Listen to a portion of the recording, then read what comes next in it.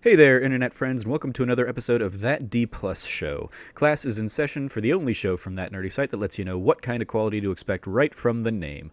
I'm your host, Trevor Starkey, and each week we sit down with guests from that nerdy site and beyond to talk about a Disney Plus offering of their choosing. This show is made possible entirely by the support of our patrons over at patreon.com/thatnerdysite. If you like the show, you can support us over there, and we would definitely appreciate it. If you can't, no big deal. The fact that you're listening is awesome, and of course, we would love it if you like, subscribe, rate, review, and share the podcast with your friends. Joining me today, we have Logan Wilkinson back. How you doing, Logan? I'm doing great. This is my, I think, second time on the show now. Yes. And I missed the first time, but I would be remiss to point out the fact that the line, and this is a direct quote, "Class is in session for the only show from that nerdy site that lets you know what kind of quality you're about to expect from the name," is a really fucking funny joke. I should have the show. I didn't want that to go. I missed the first one, but that joke very much landed for me this time. Thank you. Yeah, that was I appreciate that. In the whole original pitch of the show. It was like we were talking, and I was like, I want to do a Disney Plus show because we were going to be launching around the same time that Disney Plus launched. And I was like, but Disney is notoriously litigious, so we probably shouldn't include Disney in the actual name of the show. So what can we do? Oh, I can do, and I landed on D Plus, and I was like, and boom, there. We're also letting people know exactly how the quality Very is. funny. If you go back through our Slack channel, I'm sure you would see that note in there somewhere. So yeah, that is one of the first jokes that I came up with for the show before it had a structure or anything. It was just like, this is going to be a D Plus show talking about Disney Plus. No, but it's yeah, I'm good. It's been kind of a hectic week, as we've kind of talked to you about off recording, but I'm doing good. We're gonna be in PAX as we're recording this in we'll be in Boston, I guess, in 3 days. Yep. Which is very exciting. I'm gonna hug you real tight, and so yeah, I'm excited for that. I'm excited to talk about this film with you, I can assure you. We are here. So you previously were on the show a couple weeks ago to talk about the Phantom of the Megaplex, and one of the movies that we discussed within the context of that film was the movie that you wanted to come back and talk about today. And so we're talking today about Mom's Got a Date with a Vampire. So why Mom's Got a Date with a Vampire? Why did you want to pick and talk about this movie? Yeah, I think for me, Mom's Got a Date with a Vampire and Phantom of the Megaplex are kind of conjoined in my mind, right? Like, they are two films from the late 90s, early 2000s that I feel like are kind of in that, like, forgotten vault of Disney Channel original movies, but that as a kid I really, really loved, right? Like, I was 8 years old, I believe, when this movie came out. Yeah, and so I was, like, maybe the perfect age. I got really into both of them. They're kind of, I think, cool, chill, not too scary, but kind of like thriller-esque enough as like a child, like an 8-year-old, to kind of get you in the door of like scary movies and that kind of thing, and just like monsters in general. And in the case of Mom's Got a Date with a Vampire, because it's really funny, and like I don't know, like we'll get into it, I'm sure, but like I loved this movie as a kid. Like, I liked it more than Phantom of the Megaplex. And, like, watching it now, it's like, I think it's better than Phantom of the Megaplex. It's a rad time. Yeah. This is certainly the first time I can remember seeing it. It might be something that I watched back at the time, but it's a lot of that period is a blur to me, and it did not. I did not recall having watched this one once again. So, diving into the history lesson, this was originally released October 13th, 2000. It has a runtime of 1 hour and 23 minutes, and in the Disney Channel original movie timeline, this came between The Other Me from September 8th of that year, which was featuring Andy Lawrence and like a clone of himself, the youngest of the Lawrence brothers. Oh yeah, I forgot about that. And then this was immediately followed up, as we talked about last time, by The Phantom of the Megaplex that came out November 10th. So this is like the closest two movies that we've like really watched for the series so far, is these back-to-back kind of entries here. So diving into the roll call of the who's who in this film, the director was Steve Boyum, who prior to this had done Meet the Deedles, Johnny Tsunami, yeah, and Stepsister from Planet Weird. Those were the three things he had done prior to directing this movie. Then he directed Mom's Got a Date, and he has since gone on to do a lot of TV stuff with episodes of TV shows like Supernatural and Lethal Weapon being some of his most recent film credits. Spoiler alert, Logan's third appearance in the show will be over Johnny Tsunami. Just can guarantee that one. That's one. We've got a list of people that want to be involved in Johnny Tsunami and talk about Johnny Tsunami. So that'll probably be another multi-man show talking about Johnny Tsunami. So I will try and start organizing some of those when I get back from PAX. Go big or go home. Yeah. The writer of the story credit here was Lindsay Nathans. This is her only film credit. I'm guessing she was the story, like she had written a short story or a book or something called Mom's Got a Date with a Vampire. When I did a Google search for her, the thing that was coming up more readily was a book about dragons of something. So still active and publishing out there, presumably. And then the person who actually wrote the screenplay or the teleplay was Robert Keats, who is another one, had very few in the like way of writing credits. Reading the doc now. Yeah. One of the things that jumped out at me was he did an episode of Happy Days in 1983, but this in 2000 was one of his last and biggest writing credits. He's continued on, or he had like a few more recent credits. Like he produced something in 2012, I think, or 2010 or 2012, and he was like a special thanks for a thing or two in 2016. But like, yeah, this was seemingly one of his last big things, and one of his really, like, this was probably his biggest thing, a Disney TV movie. As far as starring, kind of dive into the main core cast here, though there were a couple like. Not extras, but like a couple of the very smaller supporting roles that I was like, oh, I recognize that guy. I've seen that guy in things. Notably, shout out to Bone, who is the bouncer at the club that like throws out Dimitri, who was in like Glee, the TV show Glee. He was Coach Ken Tanaka, who is, I believe, like the gym teacher or something on that show. And I was just like, I recognized him from other things. And I was like, oh, and he's here in this. But as for the kind of the core cast, we have Matt O'Leary as Adam. This was his first ever thing he'd ever done. He went on to be in some Spy Kids sequels, specifically the second and third. I don't know if he was like one of the core kids in those movies. I think he's the dick. I think he's like the dickish kid in the second one. He's like kind of the rival. I think that's who he is. I mean, it definitely seems to be the part that he's playing in this. And then most recently, he was in Welcome to Marwen, which I saw last year with Steve Carell. He plays, if I'm remembering like the characters correctly, I think he plays like an evil Nazi jerk kind of character. Jesus. Or he plays a jerk in real life that Steve Carell's character manifests as a Nazi soldier in his little photograph village thing that is Marwen. Anyway, he was also in a few episodes of Agents of S.H.I.E.L.D. Last year, so still active and acting. Laura Vandervoort, who was like looking at this, I was like, she was one of the few people I actually recognized going into it. Had done prior to this a few episodes of Goosebumps, and she had been in the Disney Channel original movie Alley Cat's Strike earlier that year, and then she most notably, I think, went on to play Supergirl in Smallville. And I remember the first thing I ever saw her in, because I didn't watch Smallville, was she was on the sci-fi show V, that was like a reboot of a show from the same name, basically aliens coming and invading. She played Lisa on that, so that was what I remember her from.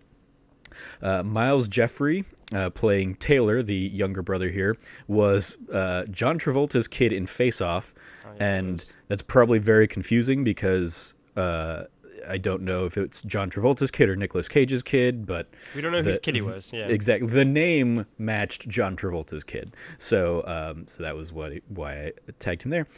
He had recurring stints on Beverly Hills 90210 and Early Edition prior to this film, and then he was in Stepsister from Planet Weird, which has already gotten a drop here a few months before this, and then he went on to play, this caught my eye, T.J. Detweiler in a couple of the Recess TV movies. He was That's what I was going to ask. He was not TJ on the show. That's what I was going to ask. Okay, yeah. Just a few of the movies. That is weird.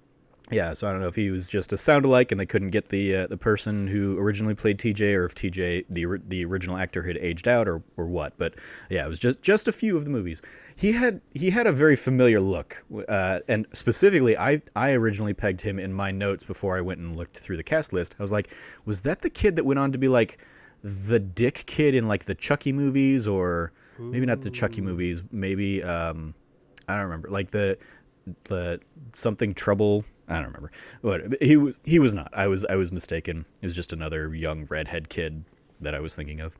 Anyway, then we get into the big adults. three, though. Yeah, they're all big stars. The star names that kind of came into this. Carolyn Ray playing Lynette, the mom. She was very much at the height of her Sabrina the Teenage Witch powers, playing Aunt Hilda on that show for 7 seasons, I think, 7 or 8 seasons. Sounds right, yeah. She has since gone on to voice a number of various roles in the Phineas and Ferb TV series.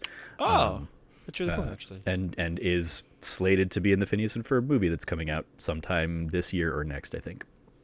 Charles Shaughnessy, who you were very excited about coming into this, plays Dimitri, our kind of titular vampire.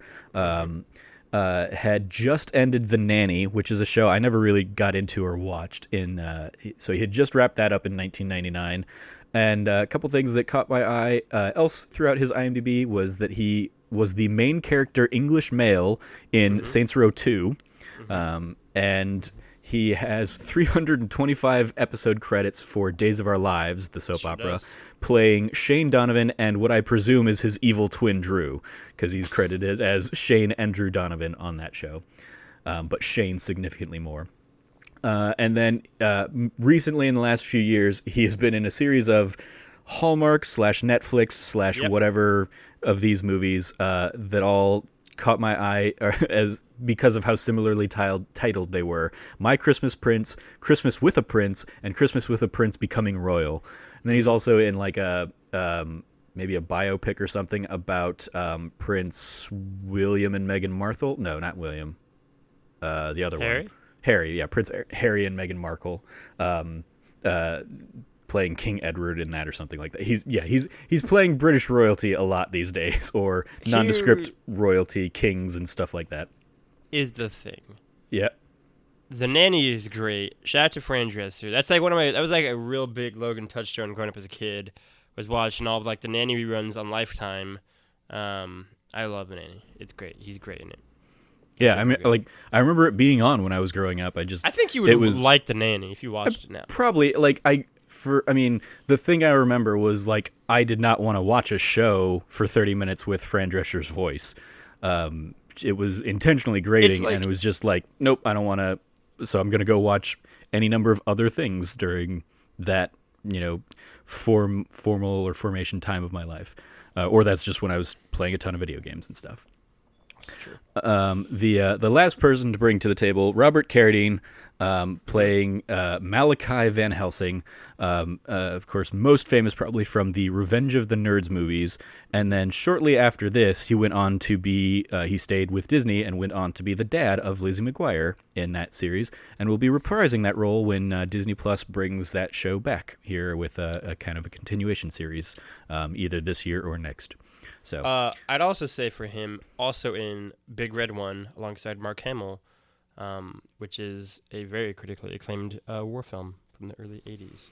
Also just part of like a family dynasty of actors. Yeah. That family's kind of just loaded. Very true. Some trivia on the film. This is you can kind of tell. I'm starting to find you can tell which Disney Channel original movies have more of a cult following by the ones that actually have trivia on their IMDb page. So some of these are obvious references that anybody could have pulled. Like Van Helsing is an obvious nod to the Vampire Hunter of Dracula. Renfield, and also the name the Hugh of Jackman movie. Of course, yes. Renfield, the name of the restaurant, is Renfield was Dracula's sidekick in that lore. Carolyn Ray and Charles Shaughnessy dated in an episode of Sabrina the Teenage Witch. That's great. Yeah, he had guest starred in an episode, and they went out on a date. The movie playing near Renfield's in this film is The Lost Boys, which is, of course, another vampiric story. The rockabilly. This wasn't This is trivia just in that, like, oh, it was clear these guys weren't actors. The rockabilly band in the club was the Royal Crowns, and yeah, they like I felt bad watching the rockabilly number because the lead singer just seemed like he was like in pain when he sings, and I was like, oh, that's that. I hope like their gigs aren't actually like draining him. The last one here, the last little bit of trivia, was the most amusing, though, and certainly seems to hold up. Quote, after the film premiered in 2000, Disney Channel received many complaints about a shot in which Dimitri licks his lips while looking at the family dog, presumably because he was interested in feasting on it. The shot was removed from subsequent airings. And I took the note that I definitely did not remember even a family dog being in the movie. I was going to say, I don't even remember a family dog in the movie. Yeah, it definitely seems that it has continued to be cut out of the film. And it helps make one of the scenes that I thought was like the weirdest make a little bit more sense, because the scene where like Dimitri is in the house and like they go up to try and give the mom a pep talk or whatever, there's just like this overly long, awkward like silence between Dimitri and Adam, and I was just like, yeah, why do they keep cutting back to this? What's going on here? And so it makes a little bit more sense if you think that there was also probably a scene in there about like involving a dog or something like that. Yeah, walking. But anyway, so that's some trivia. So let's dive into kind of the meat of the episode. Does the whole up / what do we think? So how do, for you coming back to this, Logan, how does the film hold up? I think that it largely does. I really enjoyed My Mom Went on a Date with a Vampire. I think it is just a ton of fun. Like, it is like, I'll save, I guess, like critique or just like thought things like a little bit later on the road, but like I think it absolutely holds up. Like there's obviously stuff I think in any movie that's 20 years old, but I really enjoyed it. I think it's a ton of fun. I think it does a lot of like, I don't know, like I think with Phantom and the Megaplex, tonally I didn't know, it felt like I didn't really know where it wanted to go. Like I kind of wanted to go in like multiple different directions. And I think this one largely kind of stuck to two tones. And apart from a few kind of grievances I have, I think it largely kind of really stuck the landing on them. I think Dimitri's like a really funny character, and I think he kind of clearly has fun with the role. I think Robert Carradine as Van Helsing also kind of really is just kind of having a good time being this kind of cartoonish character. And then I think arguably most important in a Disney Channel movie, the kids all largely work. Like Adam kind of sucks, but he's supposed to kind of suck, right? And like, I don't know. That was probably one of my consistent notes throughout. Was just like, I hate Adam as a character. Adam sucks. He's just a dick. He's just repeatedly a dick. But a dick who does very much get called out on it by his sister in like one scene. Yeah. Like, hell yeah, like just like give like. Yeah, there was one of those, like, there were a couple moments in there where he's like, we've tried everything, and she's like, we've tried nothing. Nothing, yeah. I was like, all right, good. That's a bit of good writing right there. It was also one for me where it was like, all right, he's like a 12-year-old kid. So like that would be 13. His reaction. Yeah, 13. Yeah, yeah. That was a really funny like recurring gag of characters being like, "I'm actually this old vampire, bro." Like, yeah. Step off. No, but like I thought it was really fun. I enjoyed my time with it. Like I said kind of at the beginning, I enjoyed it more than Phantom of the Megaplex. Before we went in, like this is it, without kind of doing like comprehensive list, like only thinking of a few films, like this would be very close to my top 5 Disney Channel original movies. Like even just like the opening shots of like Adam like quoting lines at his sister, as the movie kind of opens, immediately brought me back to this, being like, "Fuck yeah!" Like it has been so long since the movie, and I just it's a nice little time. Yeah, I mean, there were a lot of notes that I took as I was watching the movie. I was like, oh, this is very clearly like a movie from 2000, with like the website that he pulls up, which Yep. I checked is no longer, or is not a real website, and I was like, oh, it would have been fun to see if that had like if Disney had like maintained that in the way that like Fox or whoever has maintained the Space Jam website for all these years. If MalachiVanHelsing.com or whatever was still a functional website. But there were just like a ton of little moments there where it was like clearly trying to tap into that time and that period, which like the technology, of course, never holds up in these kinds of movies. Like the pager, you've received an email, because they definitely didn't want to pay AOL for "You've got mail," for that little sound bite. But yeah, like overall, like putting that stuff aside, I have another note in here that was like rockabilly music. Oh, 2000, you adorable bastard.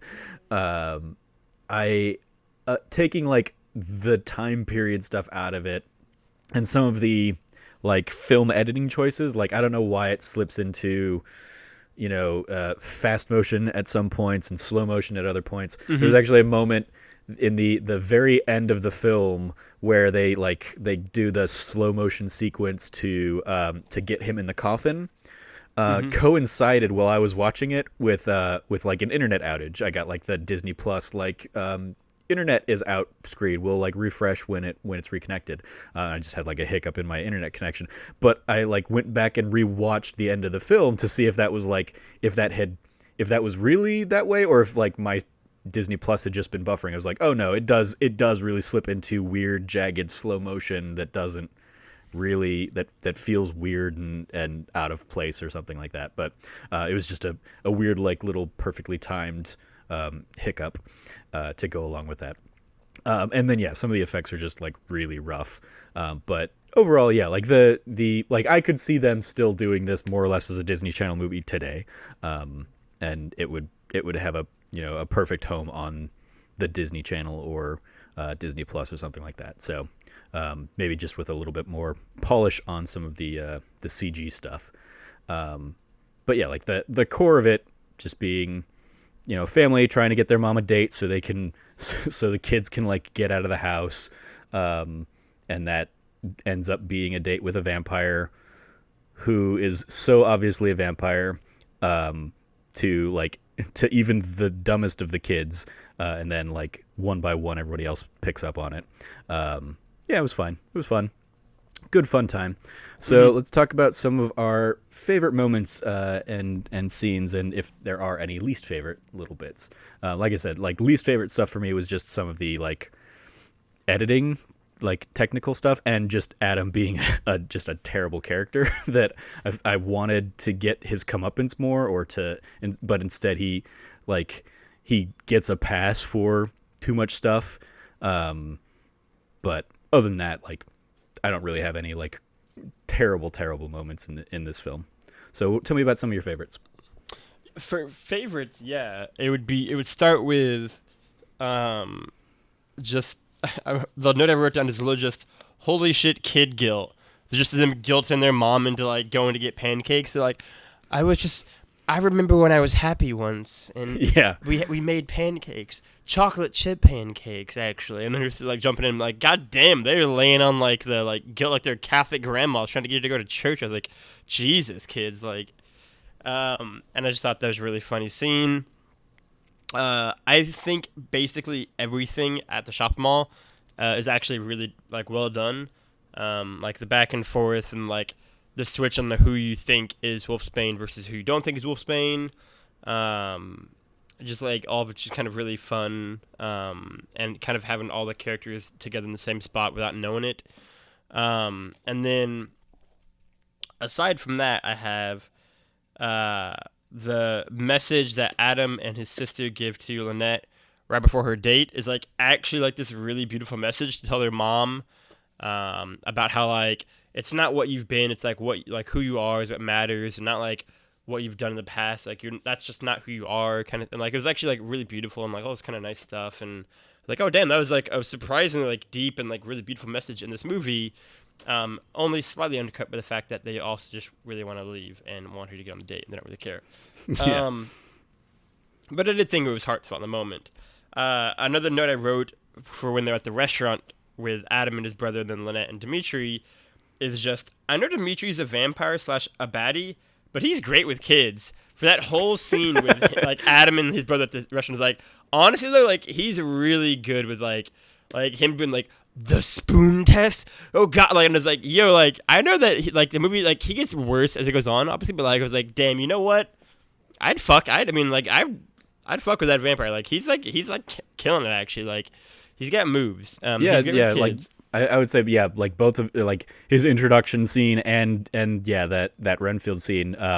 Both of them, yeah, he's like super charming and wonderful. And so like my only issues with like the Renfield scene really is that like the kid is completely forgetting that he saw the guy turn into a bat. Like he's putting that completely aside, and that Adam, this supposed expert, would theoretically know any number of other tests instead of like going along with this completely made up one. So yeah, my note there is like the spoon test bit. Adam is a moron, and Taylor forgets that he saw the guy turn into a bat. But yeah, I mean, Dimitri is incredibly charming in that sequence. So yeah, shout out to him. I also like one of the things I really liked throughout the film is like the references to like vampire lore and stuff. So like even in the description, hates Italian food and turtlenecks. I got a kick out of that as like, oh, that's a nice little like nod. I can get both of those things. Why he then takes her to an Italian restaurant, I don't know. I don't understand that. But even this is something I don't know if this is a Dracula thing, but like Van Helsing like crunching coal and that like showcasing the vampire tracks or whatever. I was like, oh, that's a cool little like nod to how to hunt down a vampire, I guess. Neat. So yeah, there were a handful of those little things. Like yeah, like his Dimitri's aversion to garlic bread was a nice little bit, and the reveal of like, oh yeah, you can't see him in the mirror, also great. So yeah, I liked a lot of those little like honoring that he's a vampire while not like simultaneously while not beating us over the head with like, here's all of the vampire things we need to check off the list. It was nice that like some of it was just like subtler and just kind of left there for you to pick up if you like recognized, if you caught it. It was interesting for me too. Like this isn't, I guess is maybe a transition to things I like less about the movie, but it's also just more of like a thing I noticed. Is that going in and like when I remember watching it, I remember it being way more of a mystery. That he's a vampire, like he's actually a vampire, right? And like in my head before like this week, I was like, I like remember being to think of like which one of the two guys is actually the vampire kind of thing. Is what I remember it being like.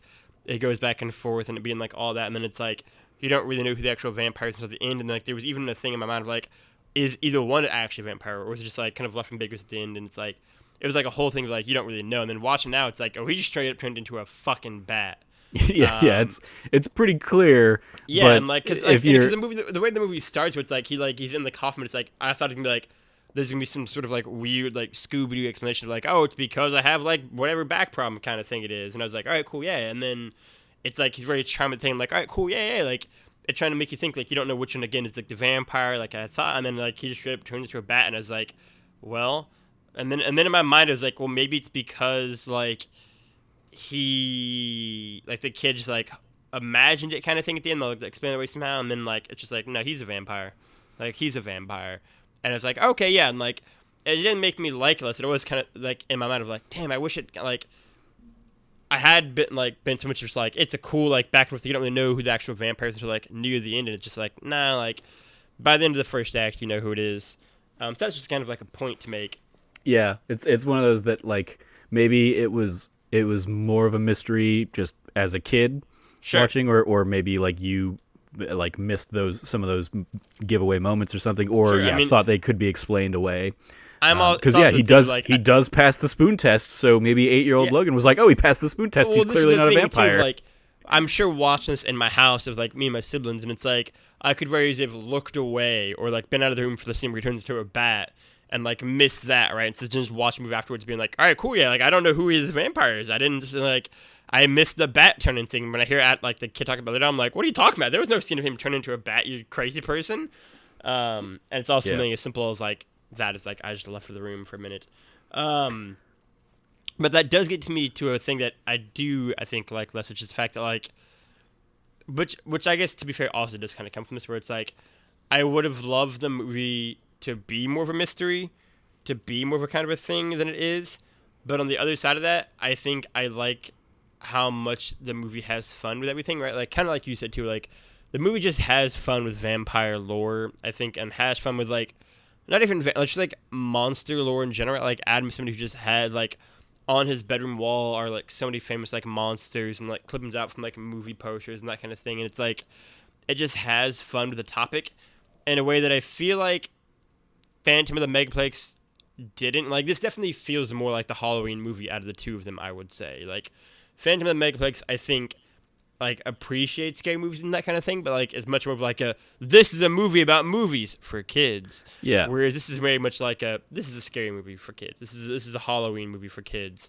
And yeah, like I think it works. Like it's funny, it's goofy. Adam sucks, which is very important for me to say. Shout out to Dimitri's car, which I did put on there. Yeah, that was like one last little bit of trivia that I just didn't pull over. Is like Dimitri's car is blah blah blah, and they filmed part of the movie at like a car lot in Toronto or something like that. And I was like, I don't really care about either of those details, but it was like, yeah, I took the note at some point of like the budget went into the cars for this movie, because we have the scenes of Dimitri's car first, and then the scene where Van Helsing is at like that very fancy car lot. I was like, oh, they just went all out in getting like fancy cars for this movie. Why? Why is that a thing? But otherwise, like my big notes to run through real quick. There's like one that's important, and then three others kind of like fun ones, which is. This is the quote, weird one, but I love the music. I think the music in this is actually like weirdly like works and it's like actually like really good. Like I think it evokes the kind of like kind of emotions and like really kind of like it just I don't know, like it was one where like literally like 25 30 minutes and I was just like, you know what, I really like this music. It actually worked for me. I didn't have a problem until we got to like the rockabilly stuff, and I was like, but okay, that doesn't count. Like that's definitely one where it's like that is like not the movie's music. That's like we're gonna shove fucking rockabilly into your music. Well, it was like the rockabilly song. I was like, okay, this is a weird flex for, but it was a 2000 movie. Rockabilly was like the rage, sure. But then like she gets called up on stage to sing a rockabilly song, and I was like, this isn't a rockabilly song. Like this is not like I don't think of ballads when I think of rockabilly. More than that, so yeah, I could do a whole thing on just like that scene. That scene is my favorite scene in the movie, because it's just so weird, like it's just jarring. Like again, like I said from Phantom of the Megaplex, it seems weird to critique a movie that's like 82 minutes long and be like, you could have been shorter. But like if they had just cut out like that 5-minute scene, but like it felt longer than that, the movie would have been better. And more importantly, like they don't miss anything. Like if you're just gone from the restaurant right to the Harvest Festival, nothing is really missed other than like the sister learning about it, and like we could have found a more creative way for her to find that he's a vampire. Yeah, so I have two things. One on kind of each side of the argument there. One, I do think in the context of the film and where her arc ends, it specifically like I love that like she's ready to just be like, hey, this was fun, but yeah, like I don't want this to like you were nice, but I don't want to see you again kind of thing, because she has like rediscovered herself. I think it is kind of crucial in like reconnecting with that part of her past that she really liked, performing and being on stage and that kind of stuff. But at the same time, I think you're right in that like the movie could have done without it, because the whole Van Helsing like following them and being a step behind completely skips over that. I remember thinking when they cut back to Carradine and the kid in the car, and they still like they knew they were gonna go to grab food, and then they were gonna go for dancing afterwards, and then they go to the food place and they're not there, but they probably went dancing after or something, and it's like that has already been established. You already knew that there's no new information there, and then they ultimately just say, well, we don't know where she might have gone dancing, so we're just going to skip over that place anyway, and we're just going to go to the end point of the story, and still get there after them. Yeah. So it was one of those like, because they basically skip over the Harvest Festival and the Rockabilly Club, and all get there around the same time, kind of thing. So yeah, it was one of those like, oh, they clearly they remembered, oh, we've got to work Van Helsing back into the arc. We can't have him go find out why she's not at the Rockabilly place anymore and figure out where they went, and then so yeah, they had to like condense the like him following the trail of her, and so I think that does support the idea that like maybe that was just because Carolyn Ray wanted to do a song in the movie or something like that, and that was how they worked her in. I don't know, but yeah, it was a like, I think there's an element of it that feeds into her character arc that I liked, but other than that, yeah, it's a entirely disposable scene, and the kid, like Adam, just once again is just in there and being a dick. And it is really funny because the song she's singing is very much one where like that can be really like, this is a vampire, like this works really well as like a vampire song in this movie, like what she's talking about, but it's a bizarre scene. Like, it's a thing, like I think the movie is like like the movie knows what it is, and like it has like its kind of vibe and entry to it, and then you just get this like 5-minute chunk where it's like, this is like a whole other movie we just like walked into for a second, and then we're back out of it. But it was like, that was an interesting rockabilly phase that we went through. Yeah, and the most cringeworthy of the CG for me was him climbing and walking on the wall. It was the only time where I was like, that doesn't work. Yeah, this just looks so bad. But like, you can tell based on like how much attention is put on it that they were really proud of that at the time. Mm-hmm. So yeah, that was one of the, I was like, yep, this, if you'd gotten rid of this sequence, like just, oh, he gets back in somehow, or even like go back to like cut to the daughter's face and like give a sound effect of him turning into a bat, and then you just cut back and there's a bat flying away or something like that. Yeah. But no, instead it's like they cut to her, and then she looks back, and they have that like very awkward like body morphing into like a 45-degree angle and then a 90-degree angle, and then like walking up the side of the building or whatever. It's just like, oh yeah, this is painful. Yeah. I want to give a shout out to some of the, like, I really did enjoy some of the writing in this. Like I already touched on like the the reference to like, we've tried everything, like, because right before they say it, I'm like, you've tried nothing, you've done nothing to, and then they call him out and say, we've tried nothing. I was like, good job there. A couple, like a line that got a kick out of me, kind of echoing that a little bit, actually first was Taylor, the young kid, saying like, I can help, and Robert Carradine just being like, no you can't. Like, you're 8. I appreciated it, like he wasn't sugarcoating it for this kid. But the line that really got a kick out of me was we're chasing a vampire, we're chasing a dead vampire, okay? I was like, nice. It's a very dumb, very cheesy line, but it worked for me for whatever reason. One that worked for me too, that came at a similar time to We've Tried Everything, We've Tried Nothing, is when they first get to the Harvest Festival, and like basically it's revealed that like he set up his sister on a date because he's an asshole. Yeah. And he runs after whatever kind of thing, and is like, I've changed so much. Like, I was a different kid. She goes like, that was this afternoon, and just being like, again, just kind of be like, what the fuck are you talking? Like, it's been 4 hours, and just like another moment of him just being like called out into shit. Yeah, and it's really like, I like that moment, and then just I feel like it got undercut by the fact that he like follows it up with a completely like bullshit, like he's pulling it from one of his movies or something kind of like response, and she lets it go. And I was like, no, you should have, like, he shouldn't have gotten off the hook that quickly, was my gripe with that moment. But yeah, also there are some issues in the script that they didn't catch that are just like, like the whole thing seems to take place over like 3 nights. You've got like the night that they watched the movie, then you've got the night that they Go to the mall. go to the grocery store or whatever, and then the date night, right? Or I guess like because they talk about like, oh, that was last night. I'm like, was it last night? I thought it was 2 nights ago. Or is it that like the movie night and the shopping night were no, it couldn't have been because they like he goes to school the next day or whatever. So yeah, it was like the thing takes place over 3 days, but there are a lot of like references to something happening yesterday, and it's like, well, no, that was 2 days ago, and the movie just forgets its own internal like timeline. But you know, whatever. I think it was, like on they the weren't paying that whole- much attention. Yeah, I think on the whole, the movie's writing is just really smart. Like kind of you're saying, really kind of clever at times. The three quick things I wanted to touch on, they're all like joke things, but I had to point them out. Are shout to dial-up internet. Yeah. Missed that guy. Another one I put right after that. I think he went to school and walked into his classroom, and I literally just wrote, "What a wasteland '90s fashion was, man! What a just like turn of the century, like late." And it's like that thing of like, this looks good.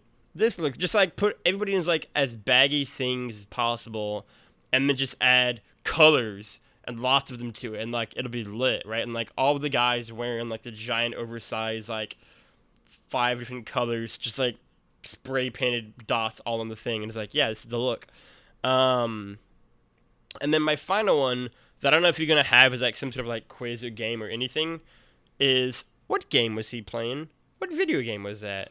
Is it a real game? Is it a fake game? I have a million, like, I was like, what game is this? I got to imagine it had to have been a real game, but yeah, that wasn't in the trivia, and I thought about like taking it out and trying to like hunt that down, because it seems like it had to have been like an original like PlayStation game or something like that, given the graphics of the game. Well, he was playing it on a PC.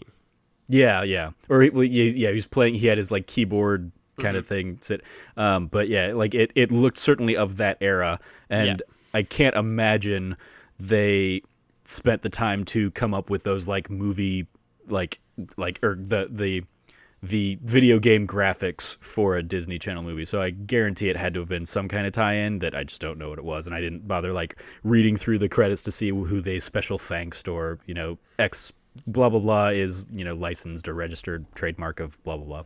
Yeah.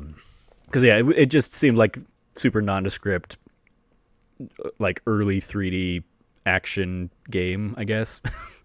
Yeah, that was a weird little bit. Yeah, I'm trying to think. The Adam's friend was like even worse than Adam somehow. Like he first came in the scene, and I was just like, "What? Like, where the hell are you acting to?" Because he's like looking off into space, basically, in his like first scene. I was like, "What the? Like, what are they doing?" And then as it is, like I looked him up at some point, and he's gone off and done like a handful of other like more prominent things too. So like he kept acting, but yeah, he was just really bad in some of those moments. I last thing I want to shout out was just like the Happy Halloween freeze frame. I was just like I liked that they had kind of the undercurrent of Dimitri being in the coffin and just trying to like keep talking. Oh, that was another thing I had liked that was subtle, and then it kind of like came back in at the end was when she's like, "Oh, it seems like you've been everywhere." He's like, "I've never been to the South Pole," and I was like immediately in the moment I'm thinking, is the South Pole like, would it always be sunny in the South Pole because of is that why he would never have been there? And I was like, no, because theoretically it'd be the same at the North Pole, just the other half of the year, whatever. But I appreciated that it circled back to that's where like Van Helsing keeps his secret like vampire prison apparently. And I got to imagine that just because it's a kid movie is why they don't like kill the vampire. Yeah. Or maybe they wanted to do a sequel or something like that. I don't know, but yeah, it was like I liked then that the kind of undercurrent of him like trying to talk his way out of it, and then them just like doing a cheesy freeze frame, and he says like "Happy Halloween." I was like, all right, thank you 2000s Disney. Nice. Yeah, so that's I mean, certainly not like terrible. No, by no means. Oh God. I think last week was up and away, and that one was a very painful one to slog through. It had some highlights, but like it was it was a rougher one. This is probably of this era of Disney. So like Eddie's $1 Million Cook-Off, this Up and Away, and Phantom of the Megaplex. This is probably the one I like the best. And a lot of that comes from the charming performances of the adults. Absolutely. The central character of Adam, I was just like, you're a dick. I want you to somehow get your comeuppance here, and I was annoyed that he doesn't. But whatever. He was, being the cool kid. There's another I do want to also highlight or talk about, at least, like him doing that thing where he's clearly like being written by a 40-year-old man or something like that, when he's trying to talk his way out of graduation, and he's like he refers to his mom by her first name, and he talks about trying to start a dialogue, and I was just like, this feels just incredibly too unnatural. Why are we doing this? This is how a 13-year-old talk, Trevor. I don't know what you're talking about. Yeah, clearly. I did, like, for a split second, I was like, okay, I appreciate that he's like trying to like negotiate, like, hey, I will extend my own grounding if you let me like postpone it a couple of days so I can go to this concert. I was like, that's an interesting tactic, at least. But yeah, it was just like, but it's hidden beneath cringy, like he's talking like a 30-year-old person, a 40-year-old person, and not a 13-year-old. Anyway.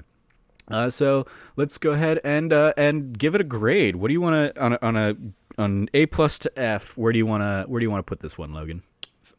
I'm gonna give My Mom Went on a Date with a Vampire, or Mom's Got a Date with a Vampire, or Mom's Got a Date with a Vampire Hunter, or Slayer. Doesn't who the fuck cares? Mom's Got a Date with a Vampire. Which shout out to Taylor for about a third of the way through the movie getting the film title line, just like saying Mom's Got a Date with a Vampire. I'm gonna give it a B+. B+? Yeah, I'm gonna give it a B myself. Solid B. So I think I gave Megaplex a B- or something like that, and this is better. I think so. Yeah, that sounds right. It was of the Disney Channel original movies we've seen, this is the best that I've sat through of these. So cool. Extra credit. Other suggestions that if you like this, that Disney Plus kind of gives you. I've got a huge beef with one of these. With one of these, okay. Yeah. Well, let's talk about it. So the options were Twitches, Halloween Town High, there we Scream go. Team. You don't like Halloween Town High? So here's the issue. I think you said that on Phantom of the Megaplex too. Halloween Town 1 and 2 are great movies. They're like legitimately probably like 1 and 2 in terms of, I think, Disney Channel original movies, along with like Genre Tsunami and like Xenon. Like they're like clearly like the best kind of thing. Or Smart House for fucking Entertainment Weekly, which is a bizarre pick. But Halloween Town High fucking blows. Like that movie sucks. Like cause it's that thing like it's made like 10 years, like 11 years later. Like the cast is like basically all different. It's like what like and it's like it's bad. Like it's not, and like all of like the charm and the fun of the first one is gone, and it's just like all like of the cheese and just like cringe is left over and like double down, and it's like it's not like, if you're gonna watch Halloween Town, watch Halloween Town 1 and then 2, and then they didn't make any more movies after that.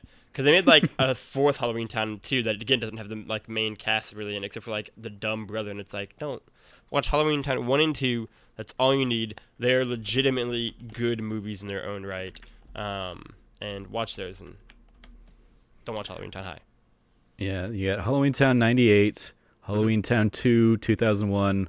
Halloween Town High was only 2004. It feels like an eternity. Like 3 years between each of those, and then Return to Halloween Town was in 2006. I've not actually watched any of those, I don't think. But anyway, so back to extra credits. So you had Twitches, Halloween Town High, The Scream Team, Don't Look Under the Bed, Can of Worms, Phantom of the Megaplex, Stepsister from Planet Weird, and Zombies spelled out. Still don't know what that is. Me neither. And if that sounds like deja vu, it's because it is the identical list to Phantom of the Megaplex that we talked about when Logan was last on the show, with just Phantom of the Megaplex and Mom's Got a Date with a Vampire swapped out. The exact same set of 7 other movies that they're plugging. So that caught my eye. I was like, this seems very familiar. So I went back and looked at the document for that file. Are only a month apart and are similar-esque. Well, it's I mean, yeah, it's like all of them are like the spooky Halloween thing. So here's all the other spooky Halloween themed ones. But yeah, it's weird, I guess, that Halloween Town High is the one I that know they that's like the one. Yeah. throw in here for suggestions instead of just one of the other Halloween Town movies. Anyway, extracurriculars. What else you watching on Disney Plus? We talked about a little bit on this week's That Nerdy Site show, Logan. That you are about halfway through The Mandalorian at this point. Yep. How's that going for you? You enjoying that? Yeah. Again, I love The Mandalorian. Like I kind of touched on That Nerdy Site show. I think the way it feels like a original trilogy Star Wars kind of piece of storytelling, the fiction, is really great. I really dig. Mando is great. The child is great. But it's kind of the supporting cast around the Mandalorian that is kind of slowly being developed that I'm really find myself kind of drawn to and intrigued by. But just the world, I think, kind of the atmosphere and the larger kind of narrative being pushed with Mando and the child. Yeah, it's a great show. Me and my girlfriend are kind of plowing through it. We're getting halfway through it. Episode 4 is maybe my favorite one. That and episode 3 are very good. I'm excited to kind of see how the back half of the season goes. I was also watching a little bit of Star Wars Rebels as well, probably like halfway through season 1 of that show as well right now. Very cool. So I'm watching a handful of things for a lot of people that have submitted to be on the show have targeted like TV show things. So I've been trying to kind of chip away at some of the episodes of other TV shows that they want to talk about. So I will be basically trying to reach back out to those people when I'm back from PAX to schedule when I can get people on, including there are a couple of people that want to talk about DuckTales. So I've got been watching the 2017 I saw your tweet earlier today. reboot. Yeah, because I've been watching that, and I tweeted something to the effect of it started out as if you hit skip intro over the DuckTales theme, you're a cop, and I was like, I don't want to make this against a cops kind of thing, so I just made it more generic. You're a monster, but yeah, don't skip over the DuckTales theme because that is a banging theme, either in the original series or this new one. So I've been watching some of that. I watched, just to throw it in the background after becoming enamored by High School Musical, the musical, the series. I rewatched High School Musical and High School Musical 2, and if I had rewatched High School Musical 2 anytime more recently, I would have been able to pinpoint back in the Eddie's $1 Million Cook-Off episode why I had recognized the dad from that show. I did not catch that he is Mr. Fulton from High School Musical 2, basically the manager at the golf resort. He's most notably in that I did not even mention in the Eddie's $1 Million Cook-Off episode. So my apologies to anybody who was listening and thought like, why did you not call this out? It was just because I didn't remember High School Musical 2.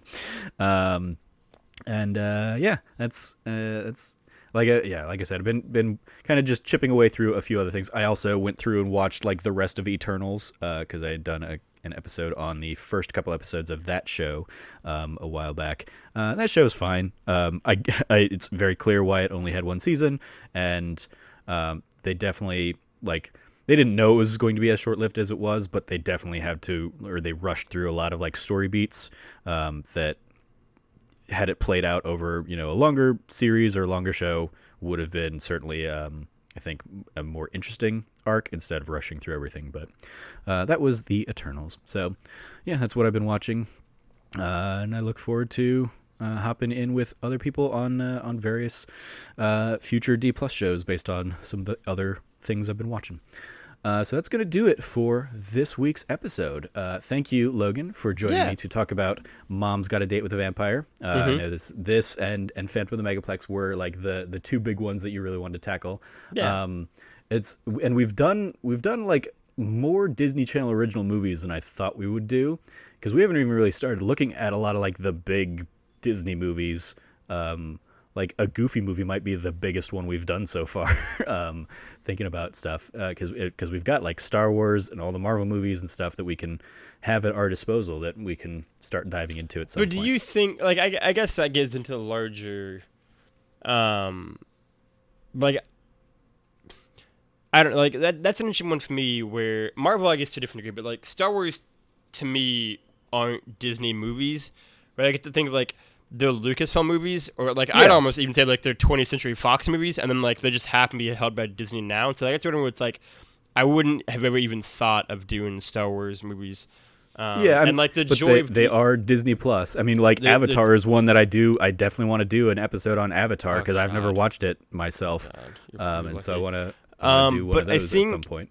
I think for me, like the joy of a show like D Plus is the fact that like, yeah, it's getting into like the weird nook and crannies of like, yeah, like what are the weird, obscure, kind of lesser known Disney Channel movies that people loved as a kid, right? And like for me, it was always, yeah, like everybody loves Halloween Town, everybody loves like Xenon, everybody loves, or a lot of people love like Johnny Tsunami, but like way fewer people talk about and kind of remember Phantom of the Megaplex or Up and Away, or Mom's Gonna Date with a Vampire. And so like it's going to those and talking about that.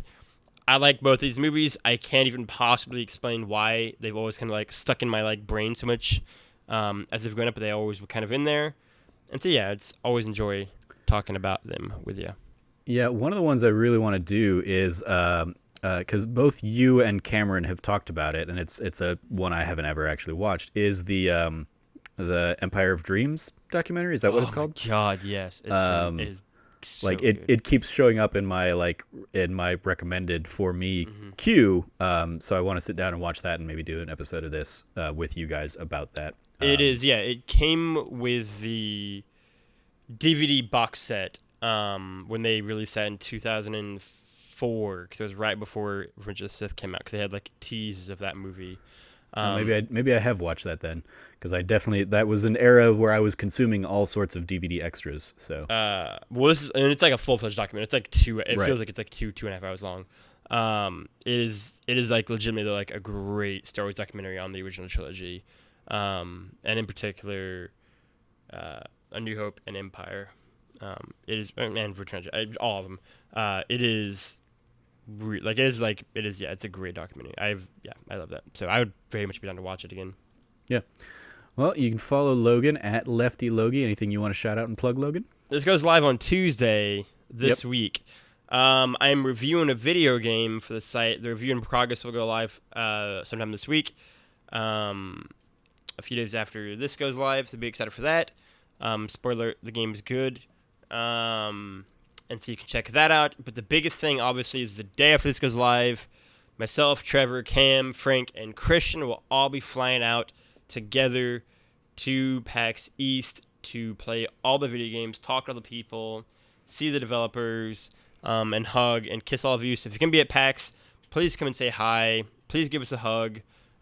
We love all of you and very much be down to kind of see you and hug you, talk to you, give some support. This will be the first show really in any sort of like full force that nerdy will be going to since we launched. So please come say hi to us and say nice things to us. We would love to hear them. We'll be all around the convention center at various kind of events afterwards too, I'm sure. At least a small, somewhat big crew of us will be at the What's Good Game meetup. So yeah, go check all of us out there and expect all kinds of content coming out of that. Great. Yeah. You can follow me at Trevor J. Starkey. I echo all of that. Plus, I will be on a panel with our friends over at Rational Passions, talking about the best and most annoying RPG tropes, not limited to JRPG, but talking about those tropes with Rational Passions and friends from a couple other outlets. When is that panel, Trevor? That is Friday. I'm so glad you asked. Friday, the 20. I don't know what the date is. The Friday. Is it the 27th? 28th. Yeah, Friday the 28th, because the 29th is Saturday. So Friday the 28th at 4:30 p.m. in the Arachnid Theater. Go check that out. Yeah, it's gonna be a fun, good time. I get to crack my PAX panel cherry, so that'll be a lot of fun. Looking forward to that. It's one of those, like, a few other people are like, oh, I'm nervous. I'm like, I've done panels at like other like trade shows and stuff like that for actual like job work stuff. So I'm like, this will just be fun. This is just gonna be talking about nerdy stuff with friends, which I do multiple times a week on podcasts and stuff. So very much looking forward to that. And then, yeah, just like Logan said, PAX East is going to be a ton of fun. So check out all the stuff we got going on there, and then all the other podcasts we have on that new site. This will be another exciting week where we have a new show out every day. Even the oncoming PAX train is not going to keep us from hitting the schedule with stuff. So keep an eye on thatnerdysite.com and at thatnerdysite on Twitter for all the latest, as well as all of the coverage that we'll be rolling out from PAX over the next couple weeks. If you would like to be on this show, you can go to thatnerdysite.com/d+guest and let me know. Fill out the form there. Let me know what you want to what you'd like to chat about. Thank you for everybody who already has. I've reached out to some people about trying to identify, like, let's talk about specific shows or something like that. And I'll be reaching back out to people to schedule stuff here in the coming week or two, once PAX East is a little bit less stressful. If you liked what you heard, please like, rate, review, subscribe, share with your friends, all that fun stuff. And if you feel so inclined, you can always support us on Patreon at patreon.com/thatnerdysite. Thank you for joining us. Thank you, Logan, for joining me to talk about Mom's Got a Date with a Vampire. As always, stay nerdy, be good to each other, and class dismissed.